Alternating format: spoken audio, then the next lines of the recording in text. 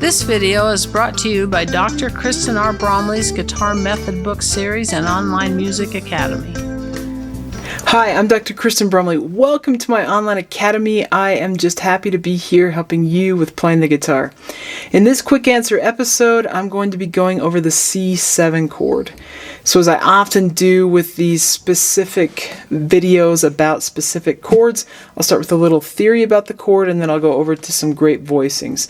If you just want the voicings, you can take a look over at the right side of the board or just move ahead to where I start talking about that in this video. Okay, so I'll start with the chord symbol. So C7, we get the letter C and then the number 7. If there's anything else with a chord symbol, it is not a C7 chord. It's a different type of chord or a different chord altogether. So C7, the notes in this chord are C, E, G, and B flat. The C comes from the first step of the Mixolydian scale. The E comes from the third step of the Mixolydian scale. The G comes from the fifth step of the Mixolydian scale. And B flat comes from the seventh step of the Mixolydian scale, which is a flatted seventh by comparison to just a regular old major scale. That's the difference between the major or Ionian scale and the Mixolydian scale. The seventh step is flatted in the Mixolydian scale by comparison to the major scale. That's what gives this chord its defining sound. Intervallically speaking, so the intervals, the distance between those pitches is what gives us the chord that we have. It's what defines the chord that we have. So here's some names for those. The step 1, or the C, is the root. That's the foundational pitch that everything else is built above and built on. So the root helps us define the chord, and it's the pitch that the chord is named for. The third, in this case, is a major third above the root. So it's a major chord. The G is a perfect fifth above the root, so that's just part of a major chord as well. Perfect fifths are also in minor chords. The B flat is a minor seventh interval above the root. That's the defining fact that makes this a dominant seventh chord, instead of like we might have a major seventh chord, for example.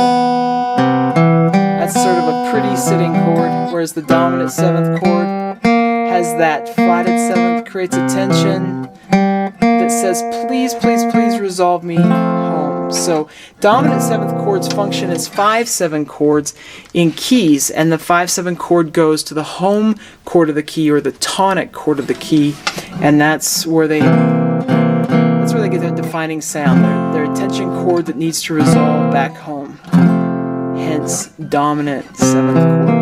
So you can learn more about theory in other videos, but let's go ahead and take a look at the voicings. So there are multiple ways that we can voice this chord. Meaning we can take these 4 pitches and place them in different locations on the guitar neck, sometimes in different orders, sometimes we double pitches, that sort of thing. So let's take a look at some great voicings for C7. The first one I want to mention is actually a first position chord, clear over here on the right. Now with this one, I have written it in the movable shape, meaning that we can take this and move it around because there's no open strings. As it is with C7, you can actually play the top string open if you'd like to. It will double the third. I'm not sure it really necessarily adds to the chord, but you can have that up there if you'd like to. So you can have that top string open or muted. So that voicing has your ring finger at the 3rd fret, middle finger at the 2nd fret, pinky at the 3rd fret, and index at the 1st fret. So that's on the 5th, 4th, 3rd, and 2nd strings. And then I'm just going to mute the top string, but you can have it ring. So that's C7. With that one, the 5th is omitted because we don't really have a finger to put the 5th down on. There's a 5th on the 3rd fret of the top string, but we're out of fingers once we've played those 4. So we can't really get the 5th in there, and it's really not necessary to have it. So let's look at some voicings that do have it and the other ways that we play C7. Let's first look at this chord down here on the bottom. So this is the 5th string bar chord version of C7. What that means is we're barring across the top 5 strings, and the lowest root, which is circled, is on the 5th string. And so that's why we're at the 3rd fret, because there's a C pitch at the 3rd fret on the 5th string. So we bar across the top 5, our index finger mutes the 6th string, so that we don't inadvertently strum the pitch that would be there, and sometimes that pitch with a bar chord is not a pitch that works with the actual chord. So we mute that 6th string. Our index finger is going to only be playing notes on the 1st, 3rd, and 5th strings, but it bars across all of them.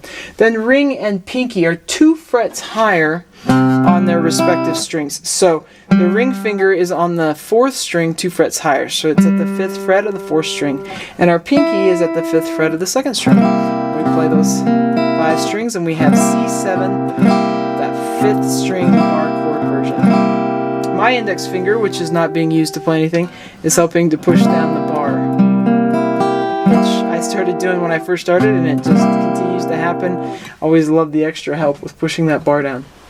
Let's look at the other bar chord version. So with this one, this is the 6-string bar chord form. We're going to be barring across all 6 strings, and our lowest root is on the 6th string. That's why it's the 6-string bar chord. So C is at the 8th fret of the 6th string. We bar down at the 8th fret of the 6th string. Our index finger will be playing the notes on the strings 1, 2, 4, and 6. So for the other 2 strings, we got to put our middle finger on the 3rd string, 1 fret higher than the bar, and our ring finger on the 5th string 2 frets higher than the bar. So at the 10th fret for the ring finger on the 5th string, and the 9th fret for the middle finger on the 3rd string. This voicing has root 5, flat 7, 3, 5, root. It's a great sounding C7 chord. The voicing that came off the 5th string has root 5, flat 7, 3, 5. So they're very similar. The one up top gives us an extra root on top. Okay, have fun playing the guitar. We'll catch you again. If you found this video helpful, please hit the like button and subscribe to the channel.